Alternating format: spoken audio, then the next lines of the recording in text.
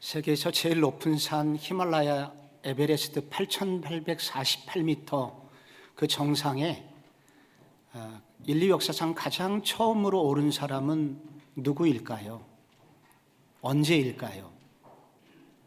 1953년 우리나라 6.25 전쟁이 끝나던 바로 그 해에 5월 29일, 오늘 우리가 지금 예배드리고 있는 이 시간 오전 11시 30분에 영국의 산악인 에드먼드 힐러리라는 사람이 이 산에 오르게 됐습니다. 그런데 이제 수년 후에 이분이 오랜 침묵을 깨고 한 가지 그때의 진실을 고백하게 되었는데, 사실 나보다 먼저 정상 입구에서 30분 먼저 올라서 나를 기다려준 사람이 있었다. 그리고 기다렸다가 나를 데리고 정상에 먼저 나를 올려보낸 이가 있었다.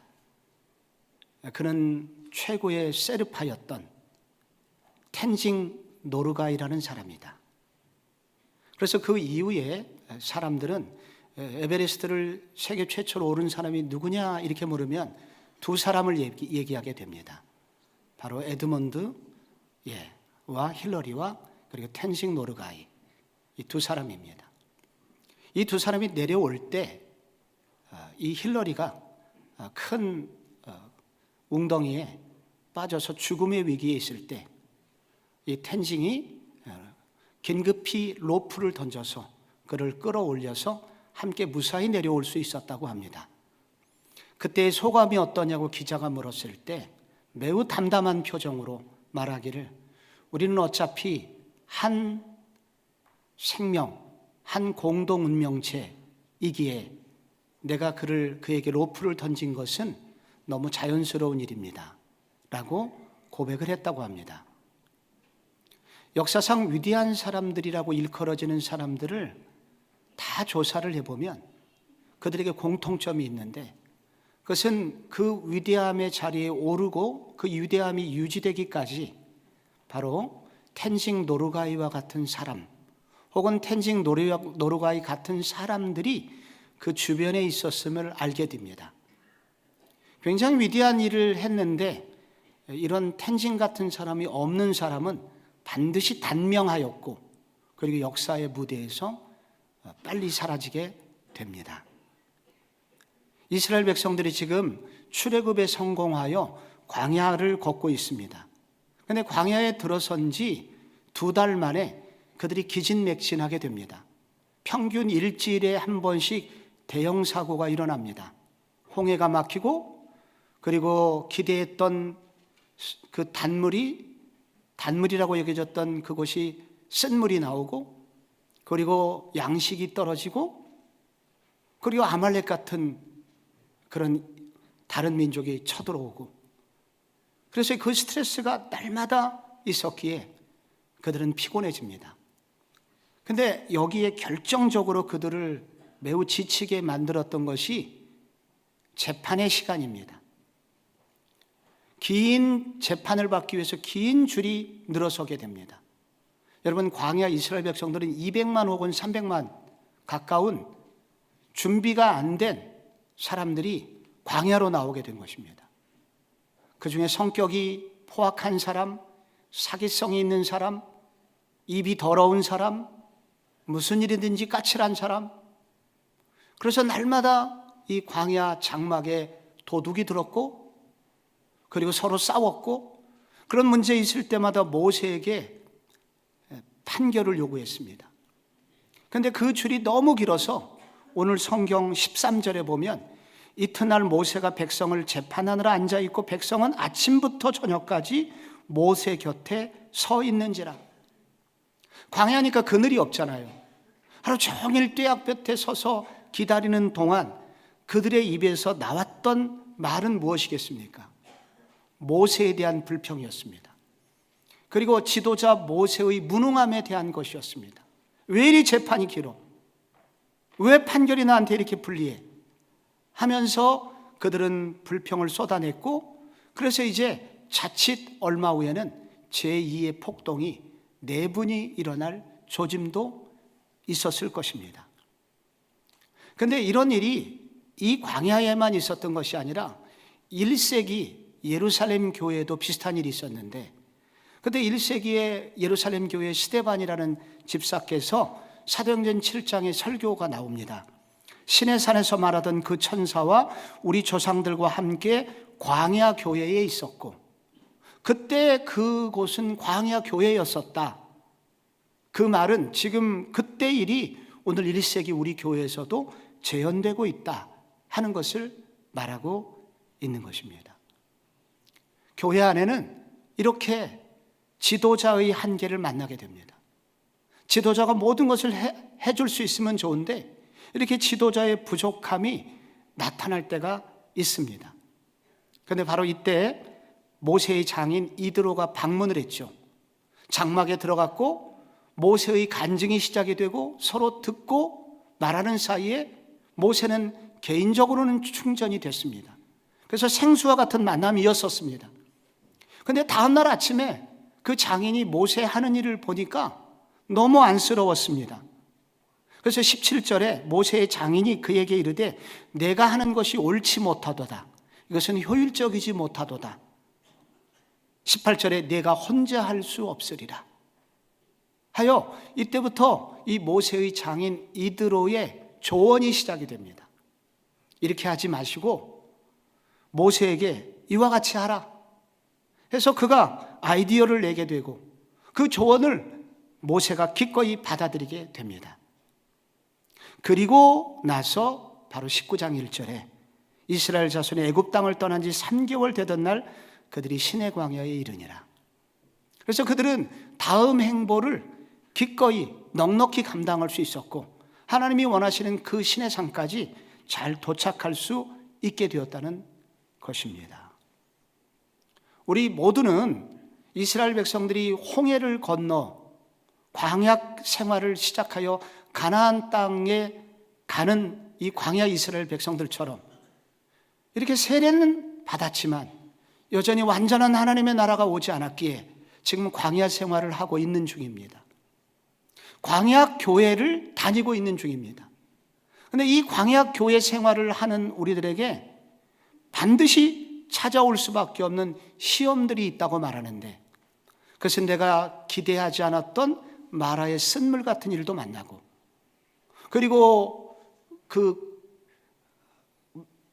양식이 떨어지거나 물이 떨어지는 경제적 시험도 만나고, 아말렉과 같은 사람의 시험도 찾아오지만 여기서 빠지지 않고 나오는 한 가지 마지막 시험이 있는데 그것은 바로 지도자의 한계에 부딪히는 시험입니다. 내가 만나는 지도자가 내가 볼 때 너무 부족해요. 내가 원하는 대로 안 해줘요. 그래서 이런 지도자의 한계라는 시험을 광야 교회 성도들은 꼭 만나게 된다는 것입니다. 그런데 이것이 교회만 있는 게 아닙니다. 우리 사는 구석구석에 지도자가 있거든요. 집안에 가면 가장이 있습니다. 자녀들의 입장에서 보면 엄마나 아빠가 지도자예요. 그분들이 다 채워주지 못하는 리더의, 가정 리더에 대한 한계, 그래서 원망 불평이 있을 수 있고, 직장 생활하면 반드시 상사가 있습니다. 그 리더의 한계를 보게 됩니다. 그리고 이 나라 대통령이나 그리고 지자체장이나 우리가 볼 때 못마땅한 게 있어요. 그래서 광야교회 성도들은 교회에서도 만나고 우리의 일반 사회에서도 이런 지도자의 한계를 만난다는 것입니다. 원망하고 불평하고 하는 것으로 끝낼 것이냐, 아니면 오늘 이드로의 제안을 따라서 이대로 순종함으로 나도 살고 공동체도 살릴 것이냐 하는 것은 오늘 우리가 선택해야 되는 문제라는 것입니다. 먼저 우리가 이 광야 길에서 지도자의 한계를 만날 때 우리 모두 승리하기 위해서 첫째로 해야 될 일은 지도자의 탈진의 가능성에 대하여 알아야 된다는 것입니다. 17절을 다시 한번 보시면 모세 장인이 내가 하는 것이 옳지 못하도다 하면서 18절에 말합니다. 너와 또 너와 함께한 이 백성이 필경 기력이 쇠하리니 이 일이 내게 너무 중함이라 내가 혼자 할 수 없으리라. 필경 기력이 쇠하다라는 히브리 원어는 나뭇잎이 마르다, 잎사귀가 마르다라는 뜻입니다. 지금은 네가 조금 살아있는 것 같고 푸르름의 끼가 있지만은 너는 반드시 말라서 가을 낙엽처럼 바뀌게 될 것이고, 낙엽이 사라지듯이 네 인생도 끝나게 될 것이다. 탈진을 말하는 것입니다. 아침부터 저녁까지 네가 혼자 재판을 한다면은 너는 반드시 말라 비틀어지고 너도 끝나고 공동체도 끝나게 될 것이다. 그런데 이것은 이해가 잘 안 가는 이야기일 수 있습니다. 왜냐하면 그동안 그들의 지도자 모세는 언제나 건재했습니다. 그가 누구였습니까? 10가지 재앙이 있을 때 바로를 대항해서 맞섰던 사람입니다. 이겼죠. 다 이겼습니다. 홍해가 가로막혔을 때 지팡이를 내밀어서 위기에서 건져서 이스라엘에게 갈 길을 보였고, 아말렉이 쳐들어왔을 때 그는 산에 올라와서 두 손을 들고 기도함으로 승리를 안겨준 사람이었습니다. 그래서 이스라엘 백성들에게 문제는 많았지만 두려움은 없었습니다. 왜? 우리에게 모세가 있었기 때문에. 모세가 언제나 있었기 때문에, 건재했기 때문에 그들은 두려움이 없었습니다. 그런데 오늘 이드로의 말을 들어보니까 무슨 얘기가 나옵니까? 반드시 그는 잎사귀가 마르는 것처럼 마르게 될 것이다. 그는 언젠가 쓰러지게 될 것이다. 라는 놀라운 이야기를 합니다. 그래서 이 이드로의 이야기를 통해서 바로 이스라엘 백성들이 비로소 각성하게 됩니다. 모세 또한 각성하게 됩니다. 모세의 에너지는 한계가 있다는 것과, 그리고 모세는 인간이기에 쓰러질 가능성이 농후하다는 사실을 그들은 비로소 알게 됩니다. 이것이 왜 이렇게 중요하냐면 그런 일이 있음을 알아야 미래를 대비할 수 있기 때문입니다. 잎사귀처럼 마르게 되는 것이 인간이라는 것을 알아야 공동체가 미래를 대비하고 준비할 수 있기 때문입니다. 존 엘드리지라는 목사님이 계세요. 그리스도인의 회복력이라는 책을 최근에 쓰셨는데, 이 책에 보면은 낙타의 아킬레스건에 대해서 이야기하고 있습니다. 낙타의 체력과 힘은 실로 막강하다. 무거운 짐을 싣고 몇 주간 물 한 모금 마시지 않은 채 태양이 이글거리는 사막을 걸어갈 수 있다. 이런 능력을 지닌 지구력을 가진 낙타는 수천 킬로미터를 묵묵히 걷다가 어느 한순간에 느닷없이 주저앉는다. 지친 내색 한 번 비추지 않다가 느닷없이 무릎을 꿇고서 숨을 거둔다. 그에 반해서 말은 천천히 지친다. 그래서 대비할 수 있지만 낙타는 대비책이 없다. 그런데 코로나19를 때문에 우리의 보통의 삶은 빼앗겼고, 미래를 전혀 예측할 수 없는 세상이 되었고, 이 시대에 적지 않은 그리스도인들이 낙타처럼 무너지기 일보 직전에 있다. 무너지지 않을 것 같았던 그리스도인들이 이곳저곳에서 쓰러지고 있다. 1990년대 한국교회의 큰 목회자 세계에서 거목이 한 분 계셨습니다. 그분의 설교와 목회는 한국교회의 모델이 되었고, 그래서 많은 전국의 목사님들이 그분 교회에 와서 목회를 배우기 위해서 몰려들었었습니다. 한국은 물론 세계 여러 나라에서 그분의 목회적 방법을 배우기 위해서 몰려들었었습니다. 그 교회는 그분을 자랑스럽게 생각했죠.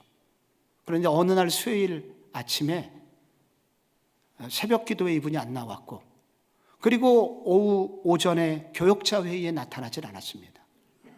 아침에 일어나려고 하는데 몸이 움직이질 않았습니다. 탈진이었습니다. 그 후에 수년간 이분은 강단에 서지 못했고, 그 일 때문에 교회와 그분이 하고 있던 사역의 상당 부분이 훼손되기 시작했습니다. 어려움을 겪기 시작했습니다. 그분은 제가 이전에 섬겼던 교회, 제가 섬겼던 담임 목사님, 오카눔 목사님이십니다. 인간은 결코 무쇠일 수 없다. 우리가 서로 이런 탈진의 가능성이 있다는 것을 염두에 두어야, 관심을 가져야 오늘 우리 광야길에서 함께 승리할 수 있다. 우리 자녀들은 우리의 엄마가 영원히 나한테 이렇게 해줄 거라고 생각해요. 그러나 이 엄마는 곧 늙습니다. 곧 잎사귀처럼 말라요. 내가 싫던 절던 그래도 내가 이 직장을 다닐 수 있는 것은 사장님 덕분입니다.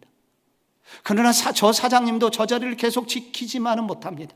언젠가는 쓰러진다는 거예요. 우리의 대통령도 부족하지만 그가 있기 때문에 이 나라가 지금 지켜지고 있는 것입니다. 저도 쓰러질 수 있다. 인간은 결코 무쇠일 수 없기에 우리 모든 지도자들은 탈진의 가능성이 있음을 알아야 우리도 살고 공동체도 살릴 수 있다는 것입니다.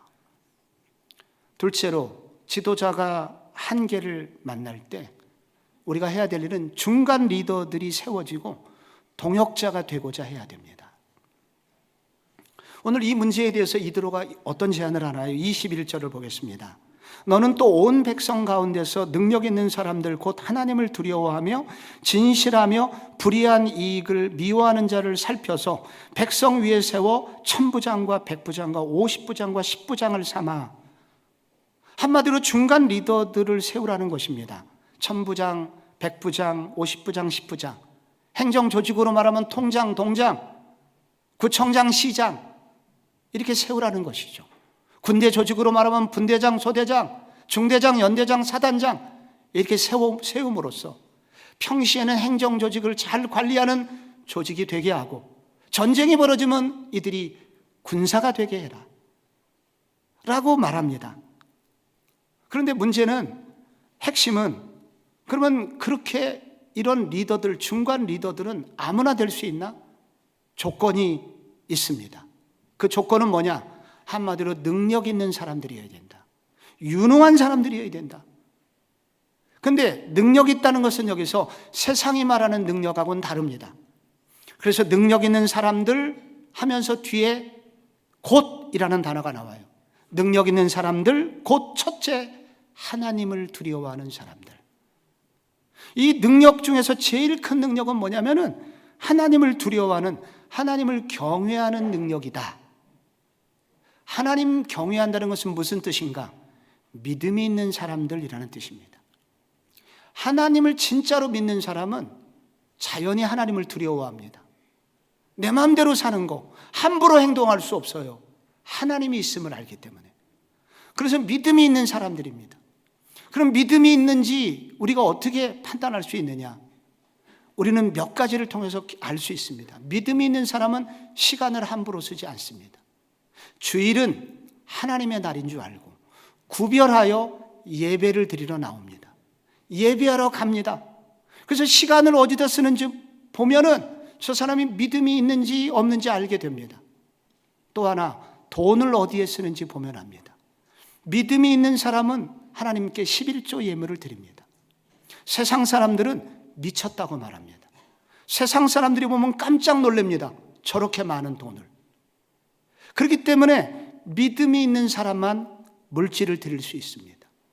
이런 사람들은 믿음이 있고, 믿음이 있다는 것은 하나님을 두려워한다는 것입니다. 이렇게 광야교회의 중간 리더들에게는 믿음 있는 사람들이어야 한다는 것입니다. 둘째 조건이 나옵니다. 둘째, 진실하며. 진실하다는 이 말은 충성되다는 뜻입니다. 심지가 견고하다는 뜻이 원문입니다. 무슨 일을 맡았으면 혹은 맡겨졌으면 그거를 중간에 포기하지 않고 끝까지 해낼 수 있는 지구력 있는 사람, 이런 사람이 바로 진실한 사람이고 충성된 사람입니다. 또 하나, 셋째, 불의한 이익을 미워하는 자. 불의한 이익을 미워한다는 것은 돈에 대해서 깨끗하다는 것이며, 돈을 맡았으면 공평하게 쓸 줄 아는 사람이고 혹은 공정하게 다룰 줄 아는 사람이라는 뜻입니다. 이것은 물질뿐만 아니라 사람에게도 마찬가지입니다.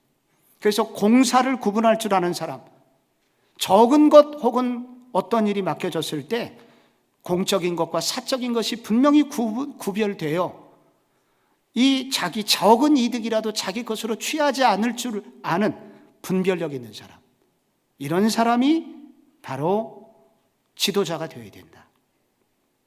이 세 가지를 요약하면 한마디로 모세와 같은 사람입니다.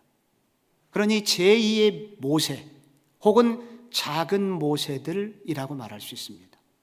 이 제2의 모세들 같은, 모세처럼 목자의 심정을 가지고 백성들을 사랑하고 이와 같은 마음으로 함께 모세와 함께 하나님의 꿈을 이루고자 하는 사람들, 이 중간 리더들을 세워라. 그리고 그들에게 위임해라. 여러분, 그때부터 이제 모세가 그 말을 따랐고, 그 결과로 모세는 광야 40년을 버틸 수 있는 힘을 얻게 됩니다. 만약에 이런 중간 리더들이 없었다라고 하면 모세는 광야에서 몇 년 버티지 못했을 거예요. 그러나 이런 중간 리더들이 있었기 때문에 모세는 끝까지 사명을 완수할 수 있었습니다. 신약 성경의 바울을 읽어보면 같은 목회자지만 한마디로 질려버립니다. 그의 탁월성과 그가 이루는 업적과 그가 기록한 13권의 성경을 보면 어떻게 한 사람이 이렇게 많은 일을 할 수 있단 말인가. 그런데 바울은 말하기를 나 혼자였다면 이 일을 못했을 겁니다. 나에게는 팀이 있었습니다 라고 고백을 합니다. 그 중에 한 구절이 빌립보서 2장에 그의 고백이 나옵니다. 2장 19절에 내가 디모데를 속히 너희에게 보내기를 주 안에서 바람은 너희의 사정을 알므로 안위를 받으려 함이니 디모데의 연단을 너희가 알아니 자식이 아비에게 함같이 나와 함께 복음을 위하여 수고하였느니라. 아들과 아버지처럼 이렇게 함께 교회를 위해서 수고해 준 종이 있다는 것입니다. 디모데는 바로 부목사를 말하는 것입니다. 이런 부목사님이 교회에 있었다는 것입니다. 내가 이런 부목사님과 함께 사역을 했기 때문에 가능하다고 그렇게 고백을 합니다. 또 하나 25절에 보면 그러나 에바브로디도를 너희에게 보내는 것이 필요한 줄로 생각하느니 그는 나의 형제요 함께 수고하고 함께 군사된 자요 너희 사자로 내 쓸 것을 돕는 자라. 그가 그리스도의 일을 위하여 죽기에 이르러도 자기의 목숨을 돌보지 아니한 것은 나를 섬기는 너희의 일에 부족함을 채우려 함이니라. 이 에바브로디돌은 오늘날로 말하면 장로님 혹은 권사님, 집사님을 말하는 것입니다. 이런 동역자가 나한테 있었기 때문에 나의 부족함은 채워졌고 그래서 저는 이런 사역을 그나마 할 수 있었습니다 라고 바울은 고백을 하고 있는 것입니다. 지난 코로나19 3년은 참으로 혹독했습니다. 한국교회 많은 교회들이 문을 닫았고 그리고 대부분의 교회들 평균 30%의 성도들이 교회를 나오지 않게 되었습니다. 교회의 많은 사역들은 중단되었고 심지어 선교사님들도 귀환할 수밖에 없는 안타까운 일들이 속출하였었습니다. 그런데 그분들에게는 참 미안하게도 우리 지난 코로나19 기간에 특별히 작년과 올해를 저도 결산이라는 걸 해보니까 저희 교회의 경우에는 한마디로 조금도 누수가 없었고 넘치도록 채워지는 일들이 있었다라고 일을 맡으신 분들이 저한테 보고를 해주셨습니다. 왜 이런 은혜가 우리한테 있었을까? 곰곰이 생각을 해보니 그 이유 중에 가장 큰 이유 중에 하나는 바로 이와 같은 동역자들, 즉 소그룹의 리더들이, 작은 담임 목사들이 곳곳에 있었기 때문임을 알게 되었습니다. 우리가 대면 예배는 아직 우리 교회도 지금 72%, 75% 정도 회복이 되어서 약간 대면 예배만 보면은 낙심이 될 수가 있습니다. 그런데 우리 교회는 이 공식 예배 말고 보이지 않는 수많은 곳에서 많은 활동이 있는 교회입니다. 화요일 밤이 되면은 우리 교회는 줌으로 30명 이상의 분들이 열심히 성경을 공부하고 있고 토요일 날은 대면으로 20명 이상이 또 교회의 한 켠에서 공부를 하고 있습니다. 화요일 밤에 동시간대에 일과 영성이라는 학교로 30명이 함께 공부를 하고 있고 전도 폭발 1단계에서 5단계가 치열하게 밤에 또 공부를 하고 있습니다. 이런 분들이 각각 30명, 40명 단위로 그룹을 지어서 열심히 사역을 하고 있는 그 핵심에는 우리 교회 부목사님들이 있습니다. 그리고 함께하는 동역자 조장들이 있습니다. 그리고 우리 교회 날마다 새벽 만나가 움직이고 그리고 일주일에 한 번씩 독거노인 선교는 오병이어가 진행되는 동에 여기에 팀 리더 부장님이 계시고 그와 함께는 날마다 동역하는 5명 혹은 6명의 그렇게 음식을 나눠주고 설거지를 도와주고 끝까지 정리하는 분들이 여기 함께 일을 하고 있습니다. 그리고 특별히 우리 교회 150개의 사랑방이 있고 여기에 순장님들이 작은 목자가 되어서 치열하게 순원들을 섬기고 있습니다. 그 결과 저희 교회는 위축됨 없이 하나님께서 우리에게 계획하게 하셨던 일을 감당했고, 특별히 다른 분, 어려운 분들을 섬기고 돕는 일은 더 넘치도록 감당하면서 1년을 마칠 수 있게 되었습니다. 교회는 담임 목사 혼자 뛰면 결코 하나님의 나라를 세워갈 수 없습니다. 이렇게 든든한 중간 리더들이 보이는 곳에서 혹은 보이지 않는 곳에서 이렇게 함께 동역자가 되어줄 때 교회는 비로소 세워져 가고, 그리고 하나님께서 교회를 통해서 이루시고자 하는 일들을 성취할 수 있음을 저희 교회는 지난 2년 혹은 3년 동안에 뼈저리게 깨닫게 되었습니다. 마지막으로 지도자의 부족함이 직면될 때 우리가 해야 되는 마지막 일은 중간 리더들을 말씀으로 훈련시켜야 한다는 것입니다. 이런 중간 리더들은 저절로 생기는 것인가? 기도하면 하나님이 보내주시는 것인가? 아닙니다. 오늘 성경에 보니까 저절로 세워지는 게 아닙니다. 19절 말씀 중간에 너는 하나님 앞에서 그 백성을 위하여 그 사건들을 하나님께 가져오며, 하나님께 이건 하나님 어떻게 할까요? 이 사건 어떻게 해결할까요? 이렇게 하나님으로부터 응답을 받았으면, 그리고 하나님으로부터 말씀을 받았으면 그들에게 율례와 법도를 가르쳐서 마땅히 갈 길과 할 일을 그들에게 보이고 라고 되어 있습니다. 여기 율례와 법도는 물론 하나님의 말씀입니다. 하나님의 응답이죠. 하나님의 응답을 먼저 가르쳐라. 그리고 한 걸음 더 나가서 마땅히 갈 길과 할 일을 그들에게 보여라. 보이고, 여기 가르치라는 단어가 나오고 보이라는 단어가 나옵니다. 그들은 당연히 선부장부터 10부장에 이르는 중간 리더들을 말하고요. 이 중간 리더들에게 하나님의 응답을 네가 받았으면 그 응답받은 그것을 먼저 가르쳐라. 가르치라는 것은 내용을 알려주라는 것입니다. 근데 가르치는 걸로 끝나지 말고 그들에게 마땅히 할 일을 보이고 네가 샘플이 되어서 보여줘라. 그것이 구체적으로 어떤 의미인지 그들이 알아듣기 쉽도록 삶에 적용할 수 있도록 보여주라는 것입니다. 다른 말로 하면 이것을 제자 훈련하라는 것입니다. 그들에게 일방적으로 그냥 선포만 하지 말고 그게 정말 무슨 뜻인지, 일상생활에서 어떻게 그 일이 작동하는지를 네가 훈련을 통해서 알려줘라. 그때부터 광야의 제자 훈련이 시작이 되는 것입니다. 왜 하나님은 모두에게 그냥 말씀하시지 않고 모세에게만 알려주시고 모세를 통해서 그들을 가르치라고 하셨을까요?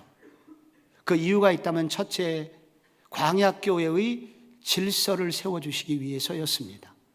광야교회가 지도청이 혼란에 빠지지 않도록 모세에게만 말씀하셨고, 모세가 가르치게 함으로써 공동체의 질서를 유지시켜주는 기능을 있다는 것을 아셨기 때문입니다. 그런데 두 번째가 중요합니다. 그렇게 가르치고 보이는 동안에 그 중간 리더들과 모세 사이에 하나님의 비전이 나누어지고, 그리고 인격적으로 교제가 일어나게 되고, 그래서 그들이 서로 힘을 얻을 수 있음을 아셨기 때문입니다. 그 결과 출애굽기 31장에 보면은 성막을 세우기 위하여 하나님이 일꾼을 세우시는데 거기 갑자기 나오는 인물들이 있습니다. 부살렐, 오홀리압. 하늘에서 떨어졌을까요? 제자 훈련의 결과인 것입니다. 그리고 나중에 여호수아, 갈렙. 제자 훈련을 하는 동안에 모세가 원하는 대로 안 된 것도 있었지만은 이렇게 보석과 같은 인재들이 발굴되었고 그들이 훈련되어져서 그들을 통하여 그들과 함께 바로 가나안 땅까지 이르고 그 건강성, 그 비전이 유지되어서 끝까지 갈 수 있는 힘을 얻게 되었다는 것입니다. 예수님께서 이 땅에 오신 이유는 인자가 온 것은 잃어버린 자를 찾아 구원하려 하심이니라. 즉 세계 복음화의 꿈을 가지고 예수님은 이 땅에 오셨습니다. 그리고 돌아가셨습니다. 그런데 예수님께서 이 꿈을 이루시기 위해서 선택하신 방법, 전략이 있는데 12명의 제자를 선택하시고 가르치신 것입니다. 왜 예수님은 12,000명이나 12만 명 얼마든지 불러 모으시고 가르칠 수 있는 능력이 있으신데 왜 12명까지만 제한하셨는가? 그것은 그 당시 1세기에 가옥 구조가 12명 정도까지만 사랑방에 모여서 함께 나눔을 할 수 있는 사회적 구조 때문이었습니다. 즉 무슨 말이냐면 인격적으로 교제가 가능한, 인격적으로 나의 마음과 마음이 통하는 나눔이 가능한 최소 단위가 12명이었기 때문에 그렇게 하셨다는 것입니다.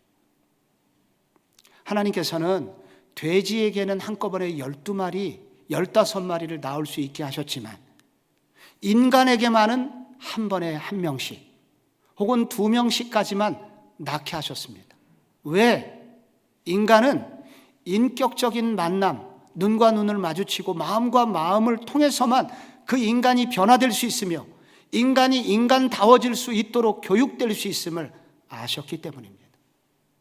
예수님은 수많은 사람들을 상대하지 않고 12명을 부르셨습니다.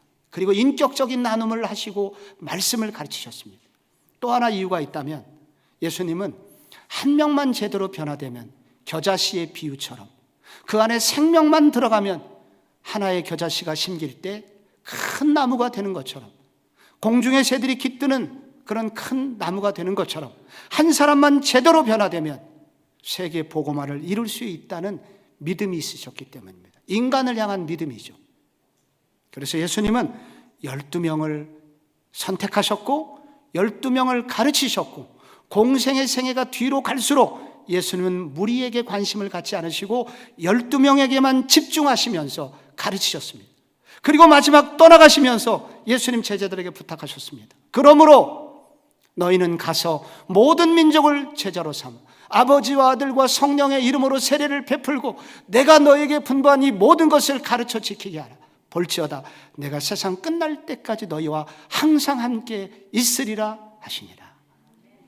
여러분, 여기 헬라어에는 동사 5개가 나오는데 헬라어 문법에서는 그 동사가 아무리 많아도 그 문장을 이끌어가는 주동사라는 게 있습니다. 여기에 주동사는 제자를 삼으라. 너희는 가서 그냥 외치고 끝내는 게 아니라 그들에게 복음을 전해서 제자가 되게 해라. 그리고 뒤에 제자가 되게 하는 방법으로서 세례를 주고 그리고 가르치고 지키라. 지킬 때까지 가르쳐라 그 뜻입니다. 제자 훈련하라는 것입니다. 결국은 우리가 이와 같이 훈련을 통해서 내가 너희들에게 모범이 되어서 지나간 3년간 너희들에게 제자가 되도록 훈련했던 것처럼 너는 또 하나의 제자를 만들어내야 된다. 키워내야 된다. 그게 너희들의 할 일이다. 부탁해 하면서 예수님 승천하신 것입니다. 그러므로 교회가 해야 되는 일, 교회가 포기할 수 없는 일, 교회가 계속하여 주님 오실 때까지 해야 되는 일은 무리가 모여서 예배를 드리는 일 해야 되지만 한 걸음 더 나가서 그리스도의 제자가 되는, 제자가 되도록 훈련하는 일을 계속해야 된다는 것입니다. 연약하고 부족해도 이 일을 계속해야 된다는 것입니다. 그때 변화가 일어나고 그때 주님의 지상명령은 성취될 수 있다는 것입니다. 저희 주일 오후가 되면 저희 교회는 여러 개의 제자훈련반이 있었습니다. 그들이 오늘 수료 예배를 드리기 위해서 여기 모여 있습니다. 그런데 특히 주일 오후에 남성들이 제자훈련을 받습니다. 그런데 이 남성들 40대 중반에서 60대까지 우리가 남성들이 주일날 제자훈련을 받았는데 여러분 이분들이 변화되는 것은 세상에서는 거의 불가능합니다. 어느 곳에 가면 그들의 가치관이 변하거나 세계관이 바뀔 수 있겠습니까? 평생 그렇게 살아왔는데 무엇이 그들을 바꿀 수 있겠습니까? 그런데 말씀은 그들을 변화시켰습니다. 많은 간증문들이 있는데 이번 제자훈련을 받았던 분이 저한테 그 교역자를 통해서 보내주신 것 중에 이런 게 있습니다. 이분은 한때 정말 세상적으로 성공했던 분입니다. 사업도 크게 하셨던 분입니다. 그런데 한순간에 하나님이 걷어가신 것입니다. 그래서 신앙생활을 본격적으로 하기 시작하십니다. 그러다가 제자훈련을 받게 되었는데 이분의 고백이 이것입니다. 한때 세상적으로 성공과 화려한 삶, 썬데이 크리스찬으로 세상 사람이 하는 것 다 하며 살았다. 하지만 제자훈련 받는 동안 나눔과 가르침과 큐티를 통해 내 안에 주님의 사랑이 더 충만해지고 내 습관도 조금씩 변하고 있음을 느꼈다. 거룩한 습관이 생긴 것이다. 예수님의 사랑으로 충만함이 또 나의 변화가 내 주변에 흘러가 선한 영향력을 미치며 주님을 증거할 수 있는 일도 생기기 시작했다. 무엇보다 예배가 기쁘고 주님을 더 많이 자주 생각하게 되고 그리고 주님이 나와 동행하심을 매일매일 느낀다. 이런 게 제자로 성장하는 거구나. 나 같은 죄인도 제자 삼아주시니 감사하다. 아직 멀었지만 나의 변화를 선물로 주신 주님께 감사와 영광을 돌린다 라고 고백을 해주셨습니다. 어느 곳에 가면 여러분 40대 50대 남성들이 이렇게 변할 수 있습니까? 어느 사역훈련생은 남성은 이런 고백을 했습니다. 앞으로 이보다 더 큰 시험과 환난 오겠지만 예수 그리스도의 사랑으로 어려움을 반드시 이겨내리라고 확신한다. 근본 사역훈련을 통해 세상적 가치관을 완전히 내려놓고 하나님께 모든 주권을 드리고 순종하게 되었습니다. 누가 이 가치관을 바꿀 수 있단 말입니까? 그러나 훈련은 우리를 이렇게 변화시켰습니다. 성도 여러분, 우리가 예배를 드리는 것 소중한 일이지만 우리가 한 걸음 더 나가서 교회가 제자가 되는 일, 제자로 훈련되기를 기뻐할 때 바로 광야 같은 세상 속에서 우리 모두 승리할 수 있는 길이 열리게 된다는 것입니다. 월드컵 한창입니다. 우리는 월드컵 이전에 손흥민을 주목하였습니다. 그러나 손흥민이 아팠고 예전같이 못했습니다. 월드컵 끝난 이후에 가장 주목받는 선수가 있습니다. 유튜브마다 난리가 났습니다. 이강인입니다. 이강인은 골을 넣지 않았습니다. 그러나 부지런히 뛰어서 센터링을 해주었고 누군가에게 골을 넣도록 도와주었습니다. 전문가들은 말합니다. 한국 축구의 미래가 있으려면 이강인들이 늘어나야 된다. 그래야 한국 축구가 살 수 있다. 광야길을 걷는 광야교회, 이 교회가 모두 공동의 승리를 이루려면 바로 중간 리더들이 일어나야 된다. 이렇게 목회자 한 사람에게 집중하는 교회가 아니라 함께 너도 나도 동역자가 되고자 일어나 기꺼이 훈련받아 내가 주님의 사역에 기꺼이 동참하겠습니다 라는 사람들이 일어날 때 이 광야교회는 주님의 뜻을 이루는 승리하는 교회가 될 것입니다. 이 거룩한 비전에 여러분도 함께 해주시기를 축복합니다.